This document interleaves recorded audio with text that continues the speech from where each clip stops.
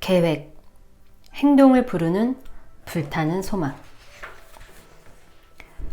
인간이 무엇인가를 만들어내거나 성취할 수 있는 것은 처음부터 무엇인가 소망하고 있기 때문입니다.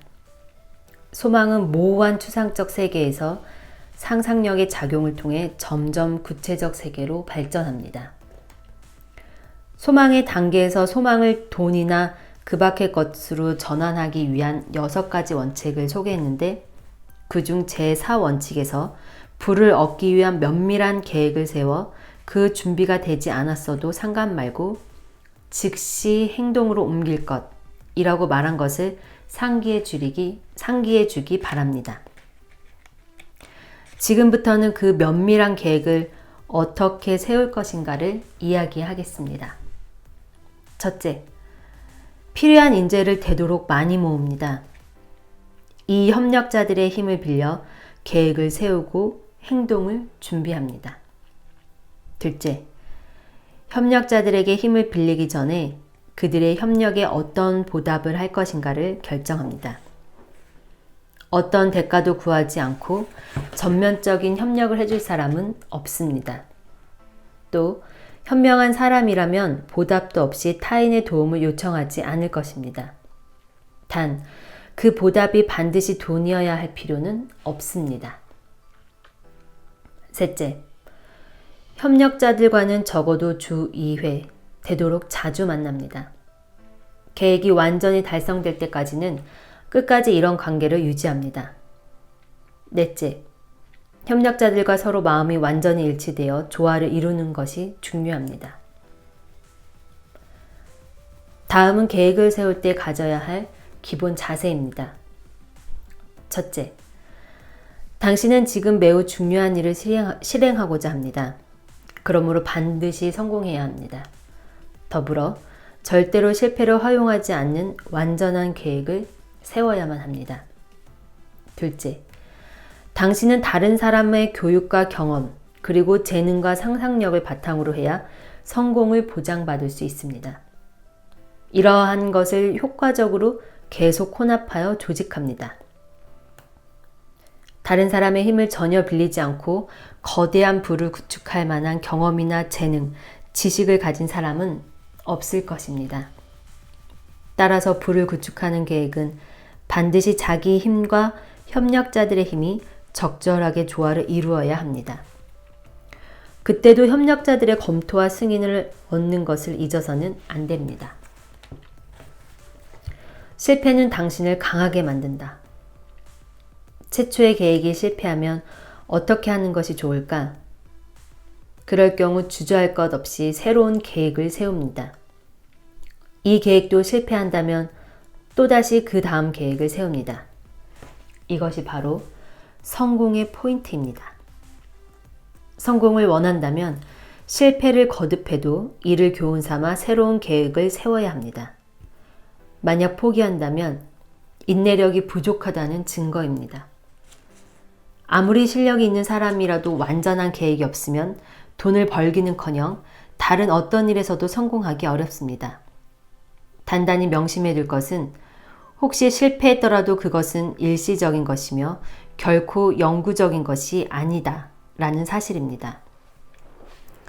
당신의 실패 원인은 다만 계획이 서툴렀다는 데 있을 뿐입니다. 그러므로 새로운 계획을 다시 세워 재도전하면 됩니다. 일시적인 실패가 의미하는 것은 계획의 어딘가가 잘못되었다는 것입니다. 당신을 성공에 이르게 하는 것은 완벽한 계획뿐입니다. 그리고 중간에 단념하지 않는 한 누구에게도 패배는 있을 수 없습니다. 제임스 제이 힐은 대륙횡단 철도를 건설하려고 했으나 자금 마련에서 어려움을 겪었습니다. 일시적으로 실패한 그는 다시 한번 새로운 계획을 세워 그 실패를 역전시켰습니다. 헨리 포드는 창업 당시뿐 아니라 상당한 실업가가 되어서도 일시적이기는 하지만 커다란 실패를 여러 번 맛보았습니다. 그러나 그때마다 새로운 계획을 짜냄으로써 최후에는 대성공을 거두었습니다. 거대한 부를 구축한 사람들을 볼 때 우리는 그 승리의 밑에 깔린 일시적인 패배를 짐작할 수 있습니다.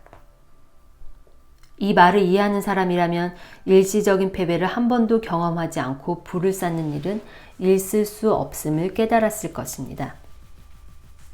실패는 당신의 계획이 서툴다는 것을 가르쳐주는 신호입니다. 실패하면 즉시 새로운 계획을 세워 다시 목표를 향해 출발해야 합니다. 도착하기 전에 단념한다면 당신은 단순한 중단자가 되어버립니다. 중단하는 자는 결코 승리를 얻지 못한다. 반면에 승리자는 결코 중단하는 일이 없다. 이 말을 정성스럽게 종이에 써서 침실의 벽이나 화장실 안, 식탁 위나 사무실 벽에 붙여놓기 바랍니다. 그리고 계획에 필요한 협력자를 모을 때 실패를 두려워하지 않는 사람을 선택합니다. 리더가 갖추어야 할 조건 11가지를 살펴보겠습니다. 1. 용기. 용기는 지식과 경험에서 나오는 것입니다. 자신감과 용기가 모자란 리더와 일하고 싶은 사람은 아무도 없습니다. 그러한 리더 아래에 계속 있는 것은 현명하지 못한 부하뿐입니다. 2. 자기 통제력. 스스로 조절하지 못하는 사람은 남을 조절할 수 없습니다. 또 엄한 자기 통제력이 있는 리더에게는 현명한 부하가 따릅니다. 3. 두터운 정의감. 공평한 마음과 정의감 없이 타인의 존경을 모은다는 것은 도저히 불가능합니다. 4.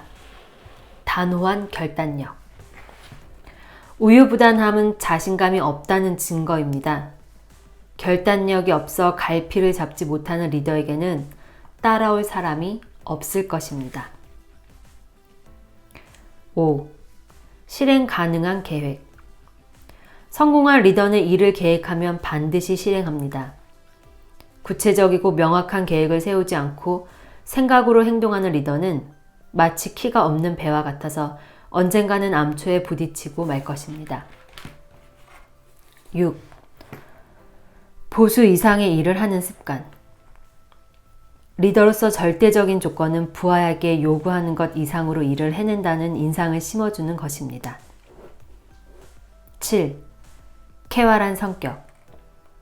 리더에게는 존경심이 모여야 하므로 쾌활한 성격이 중요합니다. 8. 너그러운 마음. 리더는 부하에게 너그러운 마음이 있어야 합니다. 부하를 이해할 뿐 아니라 그들의 고민도 이해할 수 있어야 합니다. 9. 모든 것을 알고 있을 것. 리더는 업무에 관한 모든 것을 잘 파악하고 있어야 합니다. 10. 투철한 책임감. 리더는 부하의 실패를 책임질 수 있어야 합니다. 이 각오가 없이 책임을 회피하려고 한다면 리더는 그 자리를 떠나야 합니다. 부하의 무능은 자신의 무능이라고 생각하는 리더가 되어야 합니다. 11. 협력하여 일할 것.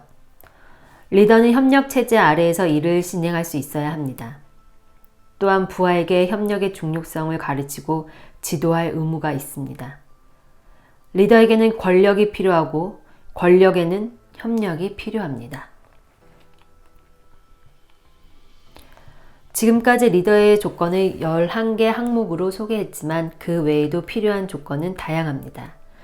이러한 조건을 몸에 익힌 리더만이 좋은 기회를 얻어 성공할 수 있습니다. 리더는 2가지 타입이 있습니다. 하나는 부하의 존경과 이해를 모으는 왕자 유형이고 또 하나는 힘으로 자신의 견해를 밀고 나가는 패자 유형입니다. 역사적으로 부하 힘으로 억누르는 리더가 최후까지 살아남은 예는 없습니다. 독재자나 전제군주가 반드시 실추되는 것은 의미심장한 일입니다. 그것은 사람들이 힘을 내세우는 리더에게는 절대로 마음에서 우러나오는 복종을 하지 않는다는 것을 증명합니다. 나폴레옹, 무솔리니, 히틀러 등은 힘에 의한 리더였으나 나중에는 그 지위도 박탈당했습니다. 결국 부하들의 지지를 얻는 리더만이 생존합니다. 사람들은 힘으로 지배하는 리더를 일시적으로 따른다 해도 기꺼이 모든 것을 바쳐 따르지는 않습니다. 현재 그리고 앞으로도 리더를 꿈꾸는 사람은 패자가 아닌 왕자를 이상으로 삼아야 합니다. 왕자야말로 사람들이 찾고 있는 새로운 타입의 리더입니다. 다음으로 실패하는 리더의 원인을 10가지 항목으로 정리해 보겠습니다. 무엇을 해야 하는가 하는 것 못지않게 무엇을 해서는 안 되는가 하는 것도 중요합니다. 1. 정밀한 사고나 계획의 부족. 유능한 리더에게는 사물을 상세히 분석하여 조립하는 능력이 있습니다. 리더로서 당연히 필요한 것을 너무 바쁘기 때문이라는 핑계로 소홀히 하는 사람은 훌륭한 리더가 되지 못합니다. 또한 리더든 부하든 너무 바쁘기 때문에 계획을 재검토하지 못한다거나 긴급사태에 대비할 수 없다고 하는 것은 자신의 무능이나 나태를 증명하는 것밖에 되지 않습니다. 성공하는 리더는 반드시 스스로의 지위와 관계된 모든 사항을 이해하고 있어야 합니다. 2. 하찮고 번거로운 일을 꺼리는 마음. 필요하다면 어떤 일이건 자진해서 하려는 마음가짐이 필요합니다. 가장 위대한 인간이란 어떤 일에서나 심부름꾼이 될 수 있는 사람이다. 라는 말은 우수한 리더가 되려고 하는 사람들이 인식하고 마음에 두어야 합니다. 이것은 진리입니다. 3. 행동보다도 지식을 내세우는 자만. 지식만을 내세우는 사람에게 세상은 어떤 대가도 지불하지 않습니다. 지식을 이용해 생산적인 행동을 하거나 남을 행동하도록 도울 때만 대가가 주어집니다. 4. 부하의 도전을 두려워하는 질투. 부하가 자기 지위를 빼앗지는 않을까 두려워하는 리더는 그 두려움이 머지않아 현실이 될 것을 각오해야 합니다. 유능한 리더는 자기 지위에 관한 모든 것을 연구하여 그 임무에 정통합니다. 그래야만 중요한 문제를 깨끗이 처리할 수 있기 때문입니다. 또 유능한 리더는 남의 능력을 능숙하게 이용할 줄 압니다. 단독으로 일하기보다 유능한 부하와 함께 일하는 것이 효율적이라는 것을 알기 때문입니다. 5. 상상력 부족. 상상력이 모자라면 긴급사태에 잘 대처할 수도 없거니와 부하를 효율적으로 지도하기 위한 계획을 세우지도 못합니다. 6.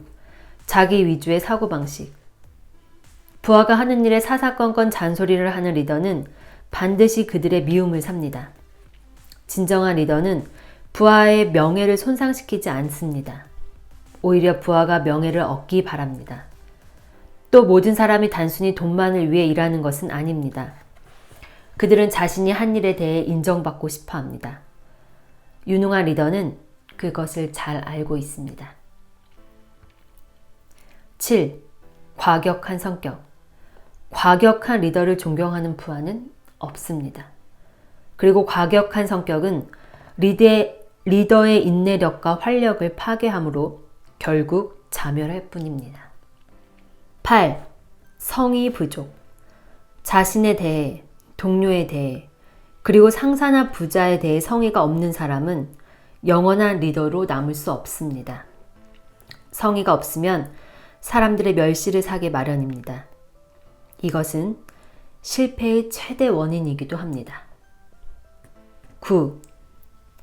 특권 남용. 유능한 리더는 부하에게 용기를 줍니다. 부하의 마음의 공포심을 이야기하는 일은 결코 하지 않습니다. 부하에게 자기의 특권을 강요하려고 하는 리더는 힘에 의한 리더의 부류에 들어갑니다.